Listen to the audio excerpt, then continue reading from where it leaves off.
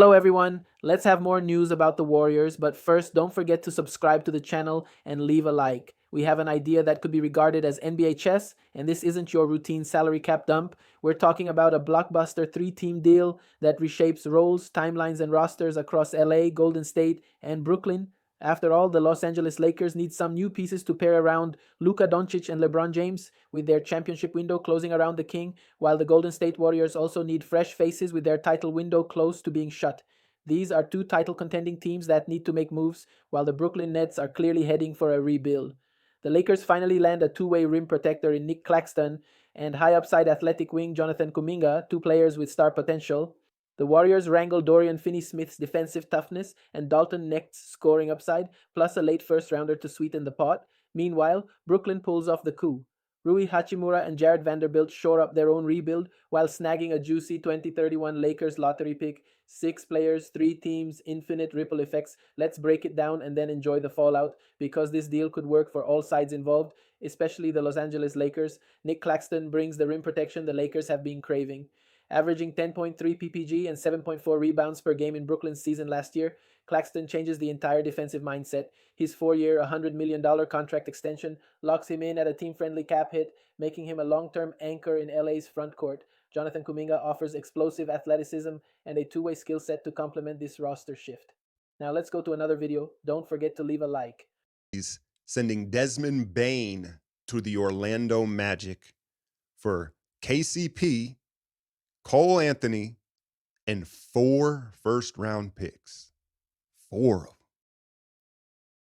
Let's start for the Memphis side of things here. It's actually a pretty savvy move from Memphis here because from what I understand, they had to clear cap space and cap flexibility to extend Jaren Jackson Jr., who I guess he missed out on the Supermax, but they're still going to have to give him a super bag, right? So I think that there's that, and that was at the top of the reasons list, right?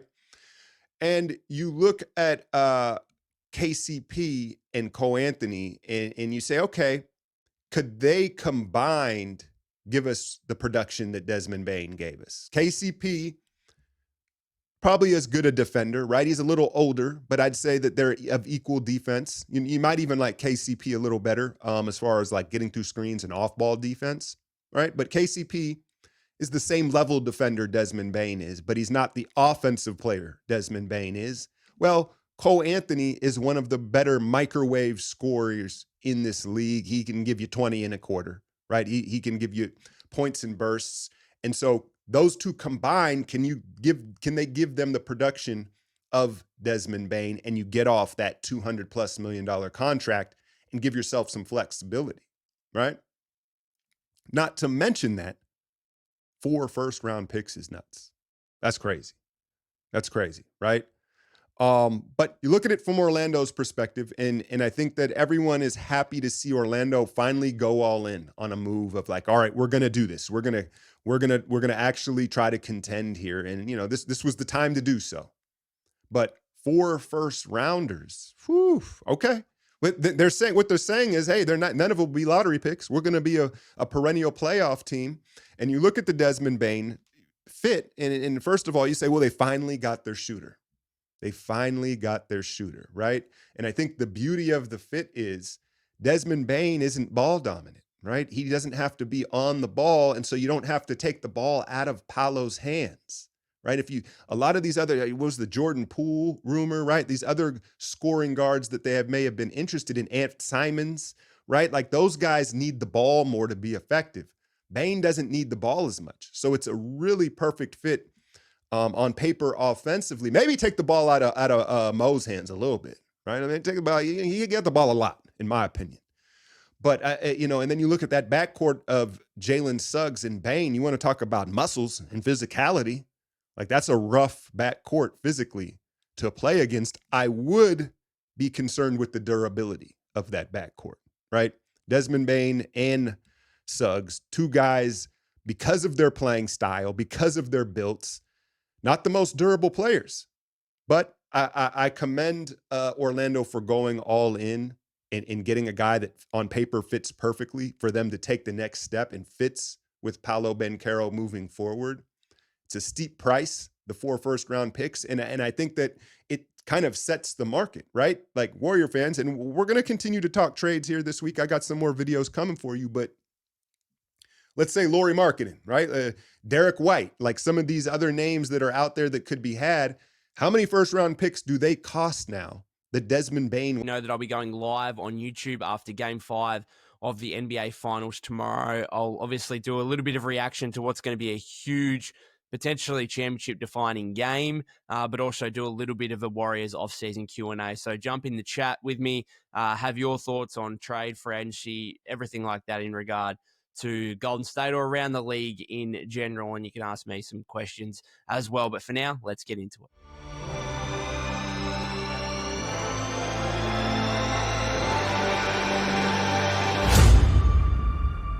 Welcome back to the Golden State with Mates podcast. We are back. The off-season is officially here. It's just gone 8 o'clock, or is about to go 8 a.m. Monday morning, my time here in Australia, and I wake up to the huge blockbuster deal of Desmond Bain to the Orlando Magic, completely out of the blue. No word that Desmond Bain was discontent or available in Memphis whatsoever. And they've just pulled the trigger on a significant deal here that sends Bain to the Orlando Magic for Kentavious Caldwell-Pope, Carl Anthony, 4 first-round picks, and 1 first-round pick swap. So my initial thoughts on just the trade in general for both teams, I'm going to pivot a little bit. Now, is it a big price to pay for the Magic? Yes. Like when you look at what happened at the mid-season deadline, you look at Luka Doncic going to the Mavericks and going to the Lakers, and the Mavericks only getting 1 first-round pick. If you look at the Warriors' own trade for Jimmy Butler, I think if you're a Golden State fan, I think we're pretty happy with the deal we got with Jimmy, given now what Memphis have got for Bain. Obviously, very contrasting situations. Desmond Bain's nearly 10 years younger. Obviously, a very different situation where Jimmy was making things uncomfortable in Miami, didn't get the extension, was agitated as a result, wanted to be traded out of the joint. So very contrasting situation, contrasting ages. But I think some would argue Jimmy Butler is still a better player than Desmond Bain, particularly come playoff time in the biggest moments. And yet Bain gets, 4 first-round picks and 1 first-round pick swap, and the Heat get the 20th overall pick in this draft, and that's it. Now, you can argue Andrew Wiggins is a better player and on a far more palatable contract than what Kentavious Caldwell-Pope is, but at the same time, you could argue that I'd prefer Cole Anthony over Kyle Anderson as well. So I just think, obviously, those two things don't marry up. So the price is very steep from the Magic. Do not get me wrong. However, I actually kind of like it. And I'm going to pivot. I think some people would say, wow, this is a huge overpay for a guy that's not even an all-star. Desmond Bain is that. I think he can be an all-star. I think he certainly can, particularly in the East, which we know is far weaker than the West. So I would expect in the next 3 to 4 years for Desmond Bain to be an all-star at some point, if not a multi-time all-star. This is a guy that averaged over 19 points per game this season, 5.2 rebounds, 6.1 assists, sharp shooter, shot 39.2% from 3 this season, which is actually below his career 40. I think he's 41% on his career. So he's a very, very good player. And he's also the exact type of guy the Magic need, because he provides that shooting and off-ball spacing when you've got Paolo, when you've got Franz. And he also, at the same time, provides a little bit more juice, a little bit more shot creation and playmaking for you as well, which we know the Magic's offense has really, really struggled over this season and even going back to last season, obviously. So I actually like it from a Magic perspective. I think a lot of people would think, oh, well, they need a point guard. I'm not really. Like, I think when you've got Powell and you've got Franz, like the ball is just going to be in those guys' hands the majority of the time. And I think a lot of people could look at that and say, well, that's a bit of a problem, because we saw how stagnant their offense became at times, particularly, in the postseason, where a lot of this stuff is just Paolo dribbling the ball and, getting a pull-up mid-range at the end of it or whatever else, and it can get a little bit predictable. But I think ultimately, like, you're going to put the ball in their hands. They're going to get better in terms of playmaking. They're just going to get better overall as such young players. So I actually like it for the Magic, getting a guy in there who can play off the ball, but can actually also play on the ball a little bit as well. And I think the need for a point guard now, having got rid of Cole Anthony, they certainly need a backup point guard as such. But now you've got Bain and Suggs in your backcourt who are guys that can play as catch and shoot threats off Franz and Paolo, but can also handle the ball a little bit as well. So that's a pretty dangerous foursome now. Suggs, Bane, Franz, Paolo. That's a pretty good combination. And in the Eastern Conference, you'd expect the Magic to be in legitimate contention for a while, for the next decade, you'd hope here from their perspective. So yes, you've given up 4 first-round picks and 1 first-round pick swap, but if you look at them, it's a number 16 pick in this year's draft. Okay, cool. It's a Suns 2026 pick, which we'll see what happens with Phoenix, but they're not looking to necessarily rebuild because they don't own their own first-round picks. So from that perspective, it's like, well, it's only next year. It's not like it's 5-6 years down the track. Yes, they'll move KD. Would it shock me if the Suns actually, bounce back and finish a little bit higher than they did this season? I'd be surprised, but again, I'm not saying that this is going to be, there's still a chance this isn't a top 10 pick kind of thing. So I don't think that's probably the juiciest one, though, from a Memphis perspective, because then you look at the Magic's picks unprotected in 2028 and 2030. Well, again, something would have to go terribly wrong, I think, for the Magic to be a lottery team in those years. Like terribly, terribly wrong. And I just don't see that happening. Like I cannot foresee the Magic dropping to a point and with that young core intact, how they could possibly become a lottery team in those years. I know that's a long way away. We've got 3 years and 5 years till those points, but this team is now set up for what should be the next decade, or at least the next 5-6 years, while Paolo and Franz are kind of going to be under contract and stuff like that. So we obviously know Paolo is going to sign that max extension. They've got Franz under contract, Suggs under contract, Bane. Like they're going to be fine. They're going to be fine. Therefore, I just don't see, like, when you look at these deals and you look at the picks coming up, can you foreshadow that like one of these picks is going to be top 5 or anything like that? Maybe the Phoenix pick next year, but even then, I don't think that's necessarily going to be the case. And I'd imagine that the 3 picks that Orlando are giving up of their own this year's number 16, obviously, and then the 2 in 2028 and 2030, like they're all going to be outside the lottery. One of them already is, and the other 2 very, very likely to be outside the lottery. So yes, it's a steep price to pay on paper, but I think the Magic are incredibly well set up here to preserve themselves from giving up anything of substantial value in this deal. And then, others have talked about how after such a bad first year in Orlando, KCP's contract is essentially a negative one. So maybe you're actually throwing in a first round pick to get off his deal. I just think, again, steep price to pay on paper, but I think a good deal for the Magic. Now, from a Warrior perspective, the first thing that we look at here, beyond just looking at the deal for both teams, is how the Bane trade potentially impacts further moves at Memphis, and particularly Jaren Jackson Jr., who we know is going to be coming into the final year of his contract next season. He's going to be extension eligible. Does this change things? Does this make Jaren Jackson Jr. more gettable, available, or does it actually mean that, hey, part of the reason they're getting rid of Bane and his big contract is in order to pay Jackson? Now, there is a chance that might be the case, but there is a little bit of upheaval here. There is a little bit of uncertainty that could give Golden State a window to go and explore a potential trade for Jaren Jackson Jr., which I've talked about previously, and I think I just put it in the box of, well, that's unrealistic. That won't happen. Let's not talk about it too much. But I think after this trade is worth talking about to a significant degree, and is worth noting. I'll quote this piece from NBA insider Mark Stein in the wake of the Desmond Bane trade. Stein writes, is Memphis still as committed to its star guard, that being Ja Morant, and Jaren Jackson Jr. as it once seemed?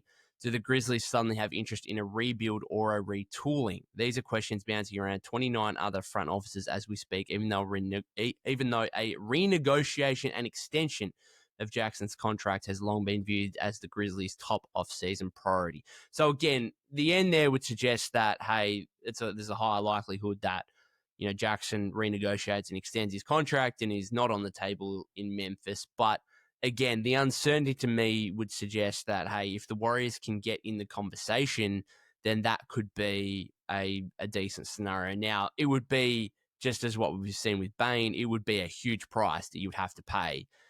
But maybe for a 25-year-old who fits your needs for more shooting, more size in the front court, while also improving your defense. Like, that's the thing. Like, how many guys are the Warriors going to be able to target this offseason who really, really help you offensively, who can be a third complementary guy to Steph and Jimmy, who is 6'10", 6'11", who can space the floor while also being a floor spacer, a shot blocker on defense, and he's a former depoy just 2 years ago.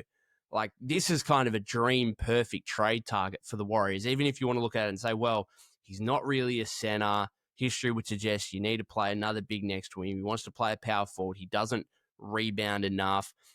Perhaps his best defensive ability is as a help defender coming over and blocking shots rather than a guy who's really anchoring the paint. I don't know. I get the concerns there, but I actually just think Jaren Jackson Jr. would be perfect for the Warriors. Again, a guy that's averaged over 20 points a game, 37.5% three-point shooter this season. I think he gets a little bit jump shot happy sometimes, but he also, when he is aggressive, he does have this ability to get to the rim and finish with either hand. So, man, I just think it would be a perfect deal for the Warriors. Now, in terms of what it would take, the other good thing about Jackson is that at the moment, his current contract is only $23.4 million. Now, that's going to jump significantly, and you're going to have to pay him significantly more than that moving forward. But right now, that contract allows you to potentially get in the market without having to give up Jimmy Butler or Draymond Green. Like, some of these other guys we're talking about, whether it's, exploring a reunion with KD, which doesn't sound like that's going to happen, but obviously that would take Jimmy Butler. Larry Markin, and that would take Jimmy Butler. Kristaps Porzingis, it's kind of hard to get to him at just over $30 million. If you're looking at a sign and trade for Miles Turner, who wants $30 million per year, like, a lot of these guys, it's very, very difficult to get to unless you're basically relinquishing one of Draymond or Jimmy. Jaren Jackson Jr. still remains at that price where you could get in the conversation while keeping Draymond and Jimmy, which is obviously what you would want to do in this scenario. So, is this a potential Kuminga sign and trade? I don't think so. I don't think Memphis are necessarily going to want to completely tear it down. But if they're looking at this and saying, well, we just got 4 first-round picks and a first-round pick swap from the Magic for Bane, can we try and retool here a little bit where we still get some decent players in, but again, we retool a little bit, get ourselves some significant assets. Maybe at some other point we can pull off a blockbuster trade for a legitimate superstar, because I think that's the issue for Memphis right now, is that Bane, Morant, Jackson, that's a great trio, but Morant has been somewhat health-wise, off-court wise, has just been a little bit too unstable. And as a result, they haven't reached the heights that we thought they would, when they made the second round of the playoffs, right, against the Warriors back in 2022. They haven't reached the heights that we thought they would go on to achieve since then. And so do they need to pivot off Ja and actually look for a bona fide, proven, consistent, reliable superstar to build their franchise around? Well, maybe the best way of doing that is either through the draft and getting as many first-round picks in as you can, or getting so many first-round picks that you can then get yourself in the conversation for the next superstar that becomes available, whether that's Giannis or something like that. Who knows? But, I've heard Devin Booker's name thrown around in regard to Memphis already. So I don't know. But perhaps in this situation, they could be like, well, yeah, we'll take on Kuminga. We'll actually pay Kuminga. Obviously, from a Warrior standpoint, only 50% of his salary goes out, but you could do Kuminga and Moses Moody.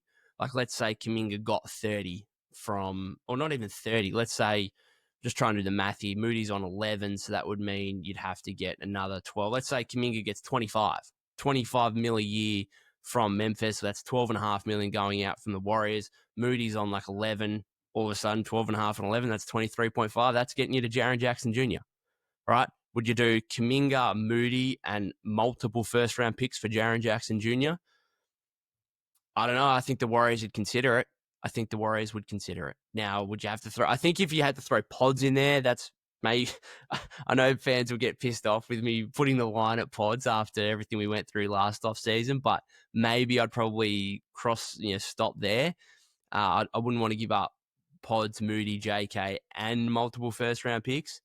But I think there's room here to operate and at least explore what a Jaren Jackson Jr. deal could look like, and it could come out of nowhere because there was no reporting on this Bain stuff. There was no inclination that this was forthcoming. We know everything regarding KD and the Giannis stuff has kind of quietened down now, but obviously everything's looking around KD at the moment and the teams after him with Houston and San Antonio, Miami, a few other teams involved there as well. There was absolutely nothing to suggest that Desmond Bain would be on the table or that Desmond Bain would be traded immediately now to the Orlando Magic. So potentially behind the scenes, Mike Dunleavy and the Warriors could capitalize on this, take advantage, and at least explore what a Jaren Jackson Jr. deal may look like. Because again, you're not going to get too many better options who are realistic from a salary matching standpoint and from an on-court perspective can be a fantastic defensive duo with Draymond Green and only add to what is an already elite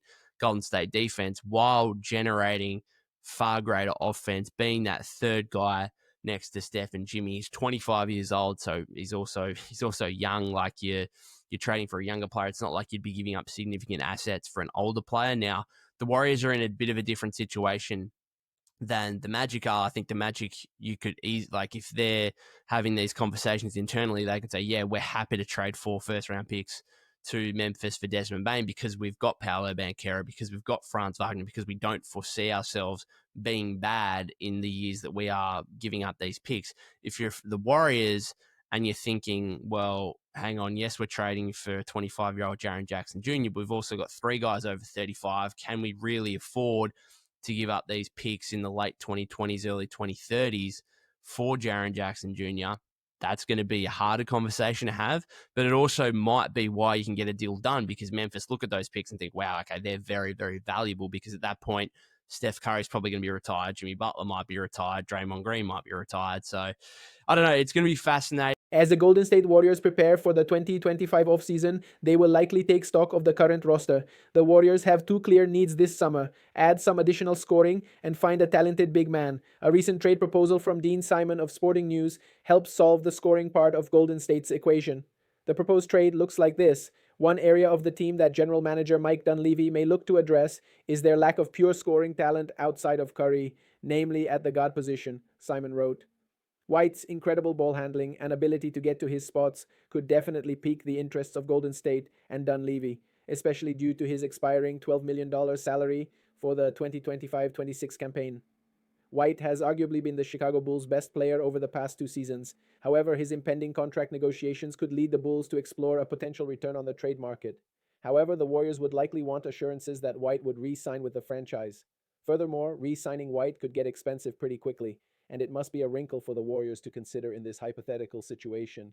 White had a strong season for Chicago. In 74 games, he averaged 20.4 points, 3.7 rebounds, and 4.5 assists. He shot 45.3% from the field and 37% from three-point range. Golden State's lack of size could lead Mike Dunleavy Jr., inked to a team-friendly 4-year, $112 million extension that'll keep him underpaid through his mid-20s. The rangy wing averaged a career-high 21.2 points and 3.5 assists per game last year, Hughes wrote. A good defender who can also attack the rim at high altitude, Murphy is a career 38.3% long-range sniper whose only real question mark is health. Almost any deal would have to involve Brandon Podziemski, whom Golden State was loath to move last summer. And you, fan, what do you think about Coby White's situation? Leave your opinion in the comments.